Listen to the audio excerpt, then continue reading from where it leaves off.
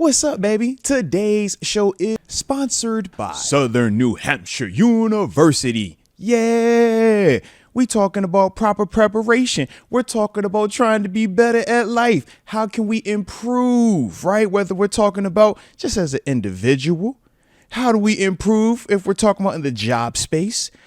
I mean, whether we're talking about just all the different ways to be prepared for the next step, for that next task. Southern New Hampshire University and some of these online degree programs that they are offering.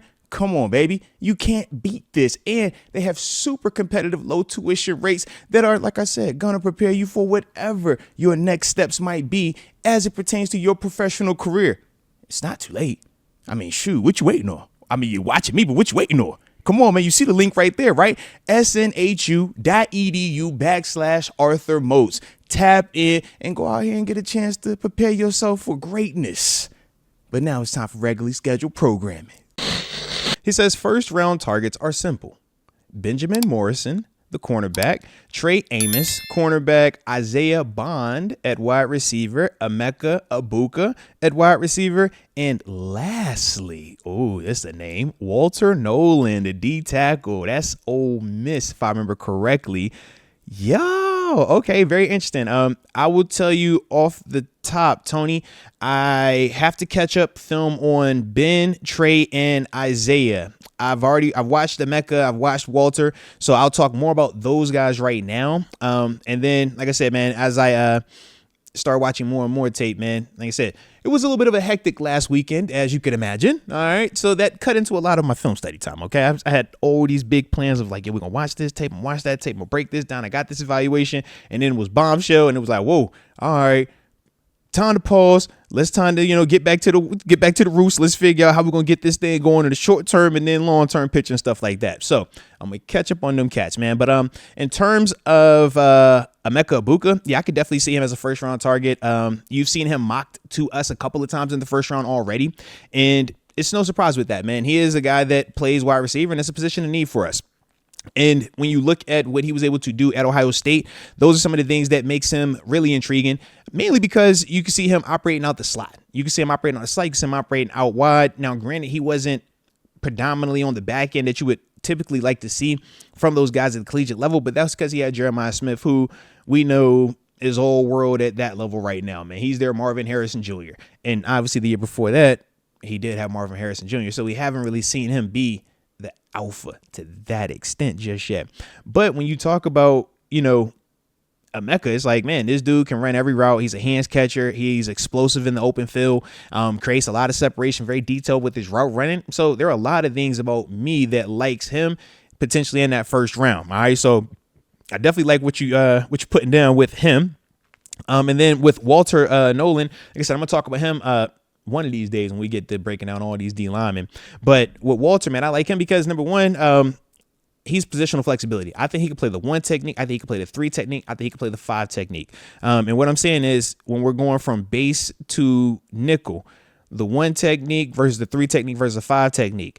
When we're in base, that 5 technique, that's the Cam Hayward, that's the Larry Ogunjobi, right? When we go to our sub package, nickel, now he bumps in and he's the Larry Ogunjobi guy over the guard. But I also feel like he could play over, in that shade technique or in the 1, which is right outside shade of that center. So you talk about a guy that can move up and down the offense, up and down the defensive line. That's what Walter Nolan brings to you. So you have more options about who do you keep and who do you allow to hit the market between, your DeMarvin Leals, your Larry O's, your Keanu Benton, your Isaiah Loudermilk, your Cam Haywards. He's a guy that can play with a lot of different body types around him.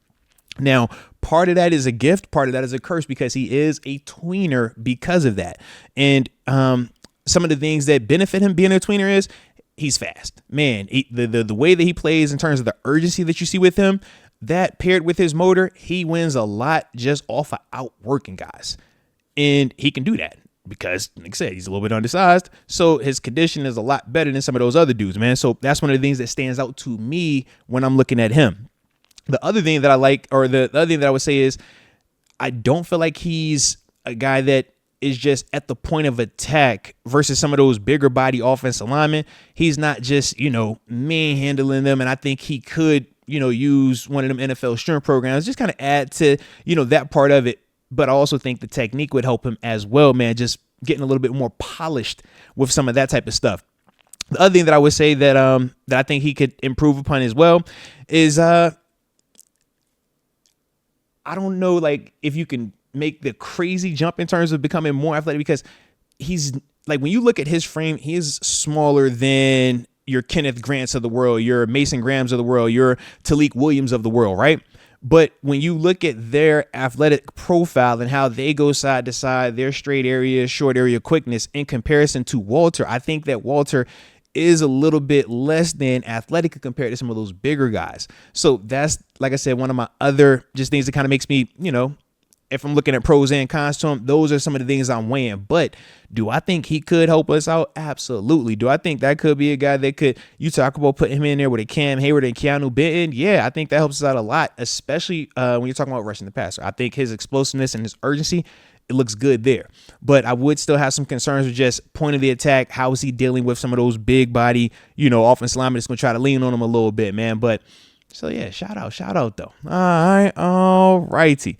I like that right there. Okay. And if y'all digging the show in terms of how we rocking out, man, y'all hit that like button one time for the culture and subscribe if you are new to the channel. Like I said, man, gonna have the homie Ben DiNucci popping up in a couple of minutes, man. All right.